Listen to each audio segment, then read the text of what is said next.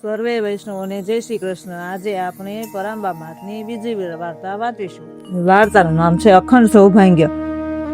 દ્વાપર યુગમાં નર્મદાના કિનારે અનંતપુર નામે નગરી હતી। ત્યાં દેવદત્ત શર્મા નામે પવિત્ર માતૃભક્ત બ્રાહ્મણ રહેતો હતો।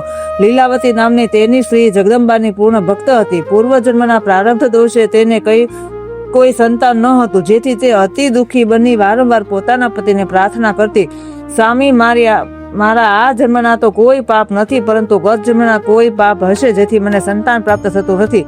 માટે આપ મારો ત્યાગ કરો અને સુખેથી બીજા લગ્ન કરો। હું તો માતૃત્વના પરમ સુખને પામી નથી, પણ આવનાર સ્ત્રી જે તમારાથી માતૃત્વ પામશે તે જોઈ મને સંતોષ થશે। દેવદત્ત કહેવા લાગ્યો, સતી, જગદંબા પર વિશ્વાસ રાખો, એ મારું એક પત્ની વ્રત નહીં તોડાવે। આપણે આ અધિક માસમાં પરાંબામાનું વ્રત કરીએ। અધિક માસ આવતા બંને જણા શ્રદ્ધાથી પરાંબામાનું અધિક માસનું વ્રત કર્યું અને સંપૂર્ણ શ્રદ્ધાથી ઉદ્યાપન કરી વ્રત પૂર્ણ કર્યું। ત્યારબાદ કેટલોક સમય જતા લીલાવતીને પરાંબાની કૃપાથી શુભ ગર્ભની પ્રાપ્તિ થઈ અને પૂરા માસે એક દિવ્ય કન્યાનો જન્મ થયો। નર્મદા કિનારે વસેલા આ દેવદત્તે પોતાની પુત્રીનું નામ નર્મદા રાખ્યું। ચંદ્રની કળા જેવી કન્યા મોટી થવા લાગી। જોત જોતામાં તે 16 વર્ષની થઈ। દેવદત્તે રાજપુરના પરમ ભક્ત શિવ ભક્ત સદાશિવના પુત્ર ભાનુપ્રસાદ સાથે નર્મદાનો વિવાહ કરી દીધો અને યોગ્ય સમયે ખૂબ ધામધૂમથી નર્મદાના લગ્ન કર્યા। કન્યાને વિદાય કરતા માતા પિતા કહેવા લાગ્યા, દીકરી, આ વર્ષે અધિક માસ છે, મા પરાંબાનું વ્રત જરૂર કરજે।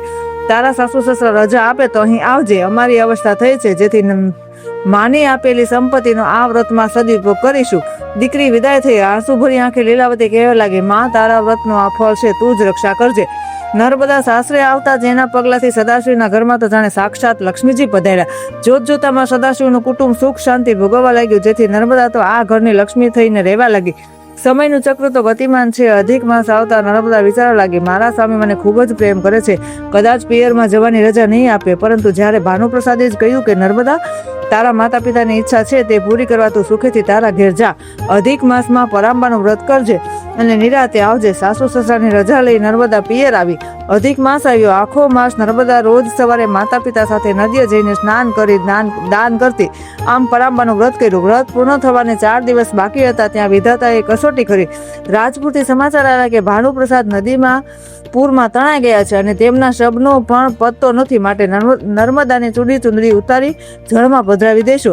સમાચાર સાંભળી આખા નગરમાં શોક વ્યાપી ગયો। દીકરીને લઈ માતા નદી કિનારે આવી। હૈયાફાટ રડતા લીલાવતી કહેવા લાગી, દીકરી, નારીનું સર્વસ્વ તો તેનો પતિ છે। આ જ હાથે તને શણગારી શાસ્ત્રે મોકલી, તે જ હાથે તારા સૌભાગ્યનું ચિહ્ન ચૂડી ચાંદલો ઉતારવો પડે છે। નદી કાંઠે હજારો નરનારી આ સાંભળીને આક્રંદ કરી ઉઠ્યા। જ્યાં ચૂડી ઉતારવા જાય છે ત્યાં જ એક સાધુ પુરુષ આવીને કહેવા લાગ્યા, અરે માતા, આ તો પરાંબામાની માયા છે, શા માટે વ્રત ભંગ કરો છો? મા પર વિશ્વાસ રાખો, મા દીકરીનો ચૂડલો કદી ન ભાંગે। પરંતુ જગતમાં બધાને સાધુના વચનમાં વિશ્વાસ ક્યાંથી બેસે? નર્મદા ઊભી થઈ અને પાગલની જેમ રાડો નાખવા લાગી, હું સોહાગણ છું, મારું સૌભાગ્ય અખંડ છે, આ તો જગત છે। આજ દિન સુધી નર્મદાના વખાણ કરનારા નર્મદાની નિંદા કરવા લાગ્યા, ગાંડી થઈ છે તેમ કહેવા લાગ્યા। માતા પિતાએ પહેલા તો ખૂબ સમજાવી, પરંતુ નર્મદા માની નહીં। ત્યારે દેવદત્ત કહેવા લાગ્યો, મારા કુળને કલંક લગાડનારી તું મારી દીકરી નથી, મારા ઘરમાં તારો પગ ન જોઈએ। આના કરતા તો હું વાંજ્યો હતો તે સારું હતું। નર્મદાએ પિતાના ઘરનો ત્યાગ કર્યો અને નદીના કિનારે માતાજીના મંદિરમાં રહીને વ્રતના દિવસો પૂર્ણ કર્યા। લોકો હાંસી ઉડાડવા લાગ્યા। દુઃખના દિવસો આવી પડ્યા। નર્મદાને લોકો ગાંડી કહેવા લાગ્યા। રાજપુર તેના સાસરે પણ અપાર દુઃખ આવી પડ્યું। સદાશિવ કહેવા લાગ્યો, આ તો માયાવી સ્ત્રી હતી, મને માયા બતાવીને મારું સર્વસ્વ લૂંટી ગઈ। જગત છે, આજે વખાણે તો કાલે નિંદા પણ કરે। 2 વર્ષ વીતી ગયા અને બીજે વર્ષે અધિક માસ આવ્યો। નર્મદાએ પરાંબામાનું વ્રત કરવાનો સંકલ્પ કર્યો। ભિખારણ બની ગયેલી દીકરીને બાપ ભૂલી જાય, પરંતુ માતાને મન દીકરી તો કાળજાનો ટુકડો હતી। લીલાવતીના કાને વાત આવી કે નર્મદા પરાંબામાનું વ્રત કરે છે। એક તરફ પતિની આજ્ઞા, બીજી તરફ માની મમતા, નારી શું કરે? આખરે લીલાવતીએ નિર્ણય કર્યો અને દેવદત્તને કહેવા લાગ્યા, સ્વામી, અધિક માસ આવ્યો છે, માટે હું પણ પરાંબામાનું વ્રત કરીશ। દેવદત્તે કચવાતા મને હા પાડી। વ્રતના પ્રથમ દિવસે લીલાવતી નદીએ સ્નાન કરવા ગઈ। માની અપાર લીલા, અધિક શ્રાવણ હતો, તેથી જોરદાર વરસાદને કારણે માતાની ઈચ્છા છતાં દીકરી નર્મદાને મળી ન શકી। આ બાજુ નર્મદા તો મોતને શોધી રહી હતી। નદી કિનારે કોઈ આવતું નથી, આખો માસ વ્રતધારી બની નર્મદાએ પરાંબામાનું માત્ર જળથી પૂજન કરીને મૂળ મંત્રની માળા કરી. સ્થાપન તો ક્યાંથી કરે? પોતે ભિખારણ છે, પછી બીજાને શું દાન કરે? જેણે જીવનના દાન દીધા એને બીજા દાન શું કરવાના? આમ કરતા 28 દિવસ વીતી ગયા. અતિશય વરસાદને કારણે નદીમાં પૂર હતું. લોકોને તો જીવ વાલો હતો, ત્યાં કોણ આવે? નર્મદાની શ્રદ્ધા પણ આજે ડગી ગઈ. મંદિરના ઓટલે ચડીને નર્મદા કહેવા લાગી, માં, તારી દીકરીને જગતે પાગલ કહે છે. આજે એ જ દિવસ છે જ્યારે તે સાધુના મુખે મારો સોહાગ અમર છે તેમ બોલાવ્યું. માં, હવે તો તારી ગોદમાં મને સમાવી લે. 2 દિવસ વ્રતના પૂર્ણ કરી તારે ખોળે આવીશ. અન્નધોરનો ત્યાગ કરી નર્મદાએ વ્રતના છેલ્લા 2 દિવસો પૂરા કર્યા. વરસાદ અટકી ગયો હતો અને નદી કિનારે સૌ નગરજનો સ્નાન કરવા આવ્યા હતા. એવામાં ઓવારા પાસે આવીને એક નાવમાં કોઈ યુવાન પડ્યો છે. પાગલ જેવો દેખી સૌ તેને દયા ખાવા લાગ્યા. લીલાવતી પણ આ સમૂહમાં હતી. તેની નજર પડતા જ તે બોલી ઉઠી, આ તો ભાનુપ્રસાદ. અને ભાનુપ્રસાદ ભાનમાં આવ્યો. માતા પોતાના જમાઈને જોઈને આનંદમાં આવી ગઈ. સૌ કોઈ નર્મદાને શોધવા લાગ્યા. અતિશય તપ કરી તેની કાયા અશક્ત બની ગઈ હતી. મંદિરના ઓટલે પડી રહેલી ભિખારણ બીજું કોઈ નહીં, નર્મદા જ હતી. નર્મદાના છેલ્લા શ્વાસ ચાલતા હતા. સૌ ત્યાંથી પહોંચી ગયા. દેવદત્ત પણ સમાચાર મળતા ત્યાં આવ્યા અને દીકરીના મસ્તકને ખોળામાં લઈને આક્રંદ કરવા લાગ્યા. લીલાવતી માના મંદિરમાં હૈયાખાટ રુદન કરવા લાગી. ભાનુપ્રસાદે નર્મદાને પોતાના ખોળે લઈ પ્રાણ ભરી પ્રાર્થના કરી, માં, તારી માયાને કોણ જાણી શક્યું છે? મને જીવતદાન મળ્યું, પરંતુ હું ભાન ખોઈ બેઠો.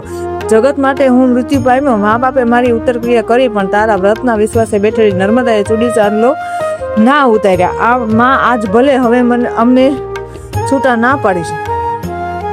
નર્મદાની ઘડીઓ ગણાઈ રહી છે ને જે નિંદા કરતા હતા તે સૌ નર્મદાને પગે પડ્યા. ત્યાં તો પેલા ઊંડા કોતરોમાંથી સાધુ મહારાજ આવ્યા. આ એ જ સાધુ હતા જેણે ચૂડીકર્મ કરવાની ના પાડેલી. સૌએ કરગરીને વિનંતી કરી અને યોગ્ય ઇલાજ સાધુએ કર્યા. નર્મદા ભાનમાં આવી અને આનંદ મંગલ વર્ત્યા. નર્મદાની ભક્તિ ફરી. સદાશિવ પણ ત્યાં આવ્યા. નર્મદા સાસુ સસરાને પગે લાગી ત્યારે સદાશિવ કહેવા લાગ્યા, નર્મદા, તું તો સાચે જ સતી છે. અમારા કુળને તે ઉજળ્યું છે, દીપાવ્યું છે. સૌએ પરાંબાના વ્રતની પૂર્ણાહુતિ કરી. ગરીબોને દાન દેવાય અને સૌ મંદિરની ગુફામાં સાધુને વંદન કરવા ગયા. ત્યારે ત્યાં કોઈ ન હતું. સૌ સમજી ગયા. દેવદત્ત અને સદાશિવ કહેવા લાગ્યા, પરાંબામાં જ સાધુરા રૂપે આવ્યા હતા અને મારી દીકરીના સૌભાગ્યને અખંડ રાખ્યું. માં પરાંબાનું વ્રત કરશે તેનું સૌભાગ્ય અખંડ રહેશે. બોલ પરાંબા માં તને જય, પુરુષોત્તમ ભગવાનને જય, લાલને જય, કૃષ્ણ કનૈયા લાલને, સર્વે દેવોને જય, સર્વે વૈષ્ણવને જય, જયને જય, સર્વે વૈષ્ણવને જય શ્રી કૃષ્ણ.